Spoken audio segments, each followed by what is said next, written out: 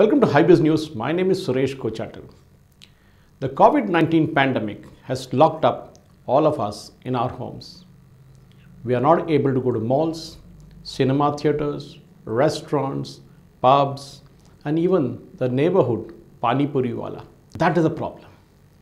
Now, when the government is deciding slowly to open up each sector, how will we behave post the easing of lockdown?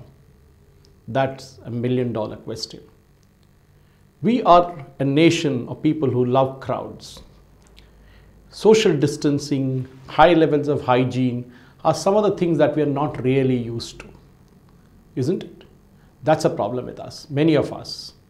And when we talk of getting into a place which should not be crowded, imagine what we will do. What will be the reaction of the people if they're given a choice? Will they prefer to wait and watch before entering a movie theater or a mall? Or will they rush like it's the last show on the planet? That's the problem.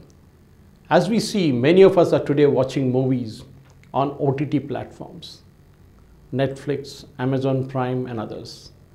And surely enough, even movie makers are thinking of moving their first releases to the OTTs and not a theatrical release, because they're not sure when the cinema theater will open up and when will people get out of the COVID-19 paranoia. That's the problem. We are paranoid about the entire thing. Will we get the next infection? Will my guy sitting next to me is a COVID infected person? We don't know today. For example, what will you do when you get into an air-conditioned train? That's what happens, when we get into a 2-tier or 3-tier AC. Before this, you were comfortable. You would just drop a blanket and go to sleep. But what will happen now? And actually, when you talk of cinema theaters, I'm reminded of something else. How did we live without all this? How did we stop having the super expensive $250 a tub of popcorn? Then comes the pubs. Remember the bonhomie and the celebrations and the cheers and the crowds and the friends? Well, what will happen once the lockdown comes up? That's a question. Will you head for the pubs? Or will you say, no, let me have a drink at home? That's being sensible. Forget those restaurants. What about the noisy birthday parties of kids in the neighborhood KFC? What will happen to those? Will you be mortified to send your kids to a birthday party? I don't know. But imagine what will happen to the lakhs of people who are employed in malls, theaters, hotels, and restaurants. They need to have a job, isn't it? We need to balance between practicality and paranoia, because that is the only way out. Imagine we are people who love to go to IPL games where thousands are packed into stadiums like sardines. Remember? That is how we do it, isn't it? We love to go to stadiums. We love to go to stadiums which are packed with people. And that is important, because we go to the stadium for the noise, for the atmosphere, to see the likes of Kohli bat and somebody else bowl. But that is not the question. The question is, will you still do it?